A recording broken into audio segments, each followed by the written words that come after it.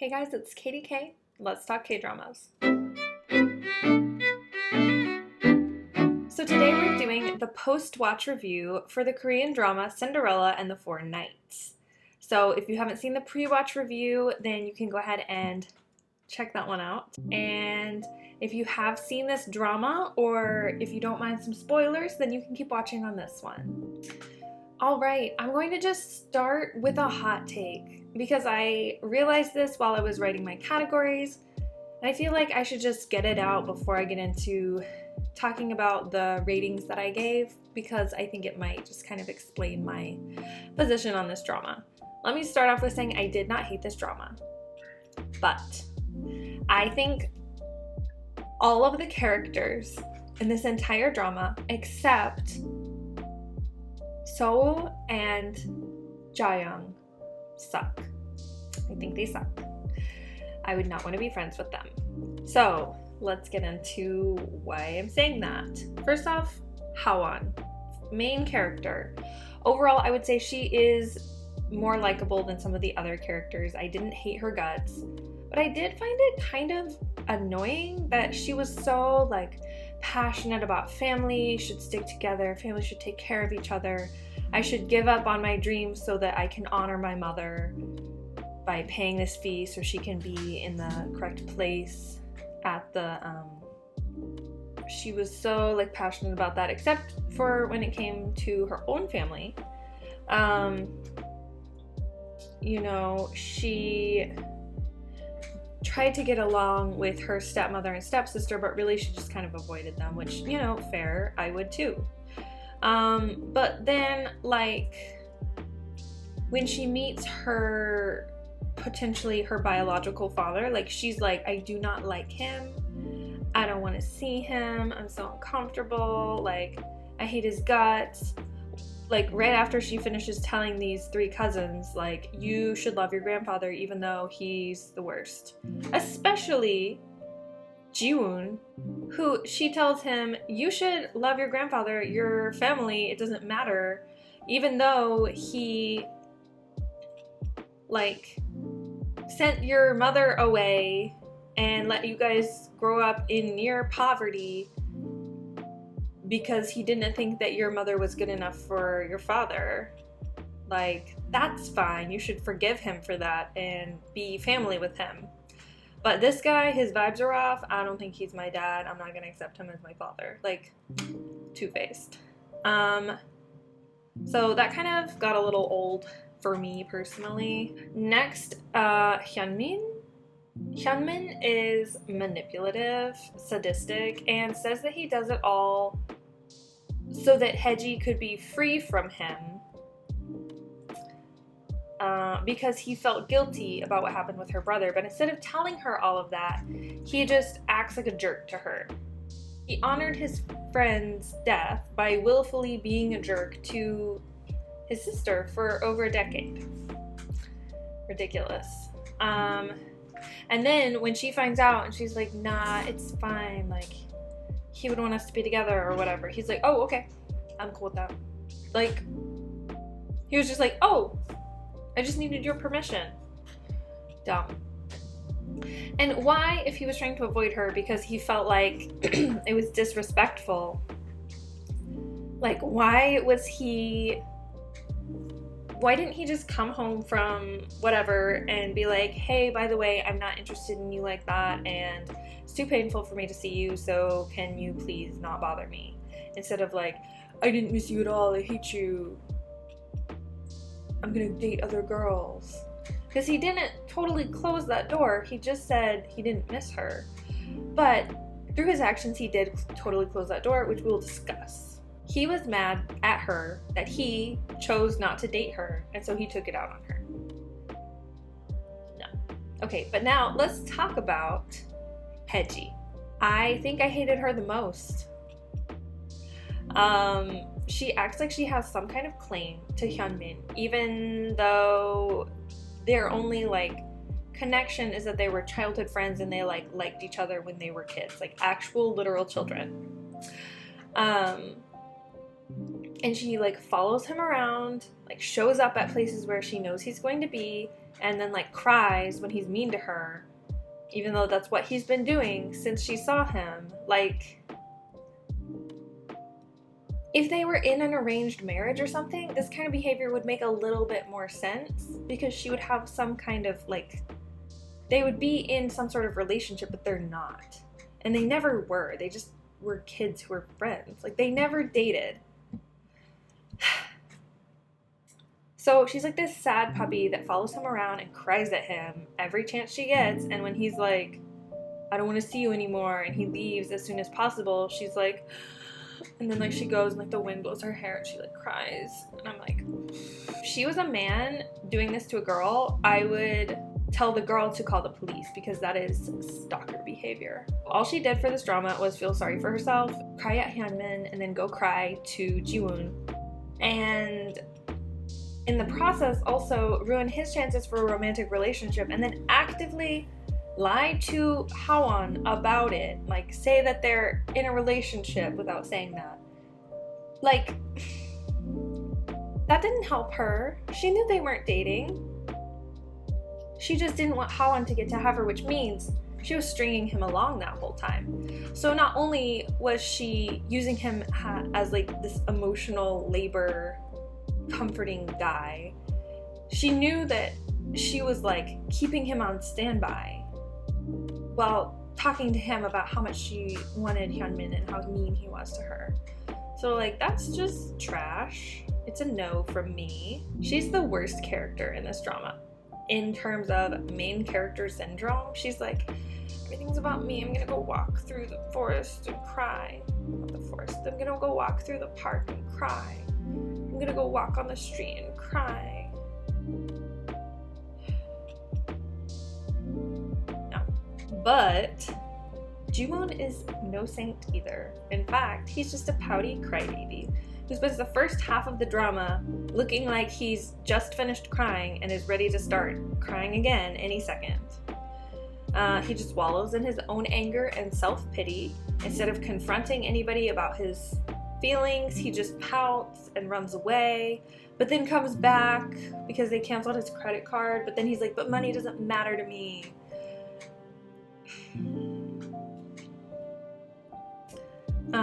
He's a jerk for no reason to a bunch of people who did nothing wrong to him, just because he's mad at his grandfather and he hates Hyunmin. He only cares about Haeji, and he only cares about her because one time she like was nice to him and babied him when he was like being a pathetic baby. So they're ridiculous.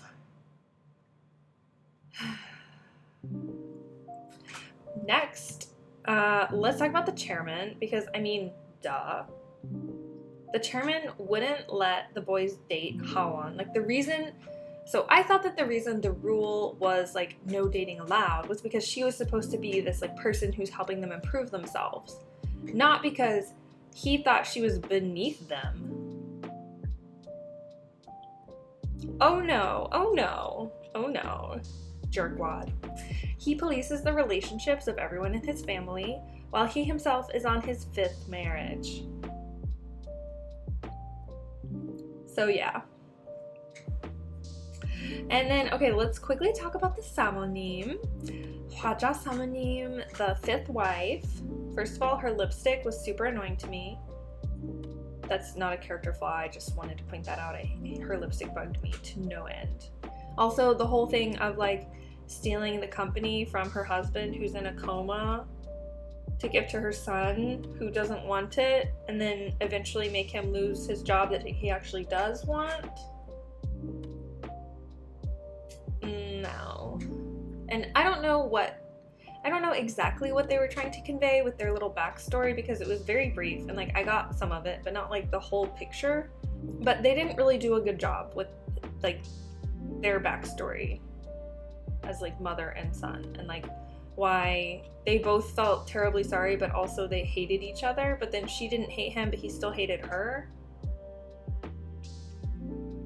I don't know. So anyway, terrible. Now that I've gotten all that out, I don't have to say it, during these ratings. So thank you for listening to my rant. They were very entertaining to watch. I'll still say that. Let's get into my 10 categories. If you're new here, I have 10 categories that I rate each K-drama in, and I give up to 10 points for each category and then get a score out of 100. So let's start with the first category, which is the plot. So if you think of it as fan fiction, like I mentioned in the pre-watch video, this has fan fiction vibes.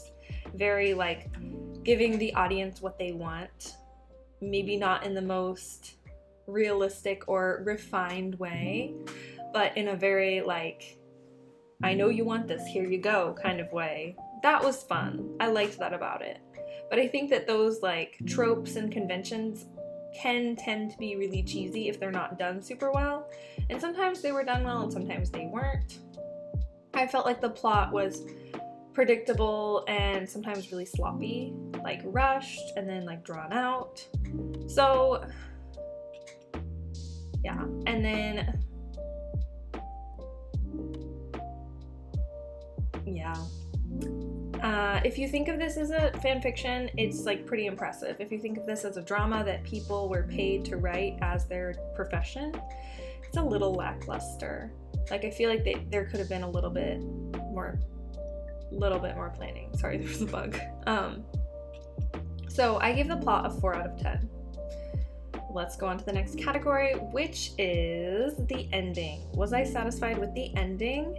Once I got over the fact that she was not going to end up with So, who was the best option by like a factor of 5 billion. He was the only one who was nice to her from the get-go. He didn't actually really have a problem with like his family. He just didn't want to be in a toxic environment of watching his 2 cousins fight and hate each other all the time. And he started out from the bottom as a busker and worked his way up to being like this top star. So I feel like he and Hawan have more in common with each other than the other two. Like they act like she relates to Jiwoon because like they didn't grow up rich, but it kind of feels like neither did he. I don't know if they like super addressed it, but like he was busking, so I'm guessing he wasn't super rich. I don't know. Anyway, obviously they would have made a wonderful match. He's superior in every way. His fashion, his looks, his personality, his talents. Like, he wrote her a song to confess his feelings for her, and also she didn't notice. But anyway, and then the fact that when he realizes that she and Jiwoon are dating, he helps them hide their relationship instead of getting hurt, or like they don't even show the scenes of him like feeling sorry for himself. It's just him like kind of he processes, and then he like wants what's best for both of them because he loves them and he's an amazing person. So enough ranting about him. He's amazing. It should have been him. It wasn't. Once I accepted that, then I was like, okay, fine, I'll root for Jiwoon and her because he was the one that she was going to love, and you know, maybe she's not attracted to So, and that's fine. She was a real person. I wouldn't like force it, but it's a drama, so you can choose what happens. It should have been him. But so once I accepted that it was him, then I wanted them to have a happy ever after, like happily ever after, of course. So they did that, and of course the chairman changed his mind, but also like Weebin knew that he would, so it wasn't that like much of a shock. Once I accepted that it was not going to be So with Hawan, then I was like, it could be Jaeyoung and So, because that would be kind of cute, because she's like this like fan, but she really sees him as a person, not just as an idol. Like when she helps him escape from the fangirls and stuff, like they have like a relationship as people, even though she's kind of starstruck at first. And I feel like then like they become friends, and I just feel like that would have been really cute. They would be really cute together. They're both like really sweet and thoughtful people. She like shared her deep story with him, and their little love match got like a really high score. So I was looking at the Wikipedia article for this show because it was like checking names and stuff, but it mentioned somewhere that they like hint at those two dating, but I really wish that they would have actually made that happen, because I think it would have been really cute and they would have been really adorable together. So I was a little disappointed in that. The ending, I'm giving an 8 out of 10. Okay, next category is character development. All the characters did develop. I was kind of impressed with that. So of course the main characters developed, and then even like the chairman, the stepmother and stepsister, the sneaky fifth wife, like everyone did develop. So I liked that. I'm giving character development a 9 out of 10 because some of those trashy, terrible people could have grown a lot more than they did, but they did all grow. So next category is music. It was a little too 2010s, but not bad otherwise. I'm not gonna fault it for that. I'm sure the music that I like in K-dramas now, in 10 years I'm gonna be like, so 7 out of 10. I wasn't blown away, but it wasn't bad. Next category is chemistry.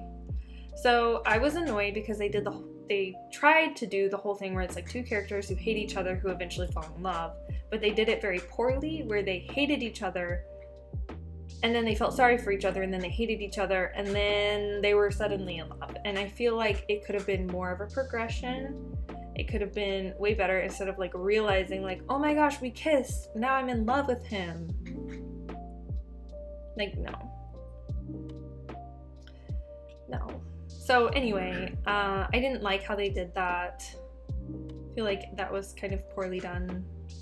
Chemistry, and like, he was kind of a cute boyfriend once they were dating, and he started wearing like pastels suddenly.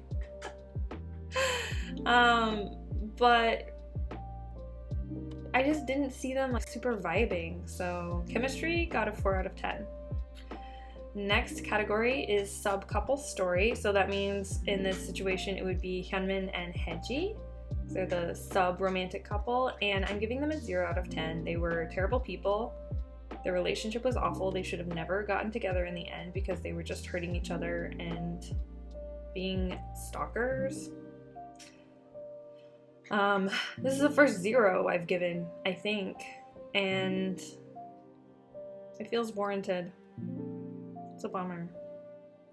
Anyway, next category is acting. It was pretty good. Jiwon could have toned down his like looking miserable and pathetic and sad face by like 99% and still gotten the point across without looking like he just finished hysterically crying every time we saw him. Some of the side characters' acting was a little cheesy, but you know, they're side characters. It wasn't too bad, so I give the acting a 6 out of 10. Next category is costumes. So I was kind of annoyed because one of the things that you want to see in a drama is like the makeover, the montage. And like they kind of did it, but then she wouldn't wear the stuff like 5 times. People were like, let me buy you nice things. She was like, I just want to wear my tracksuits. And I was like, come on. Like, that's the dream. Someone rich just being like, I'm going to give you a full makeover. Let's go buy beautiful clothes that are perfect for you.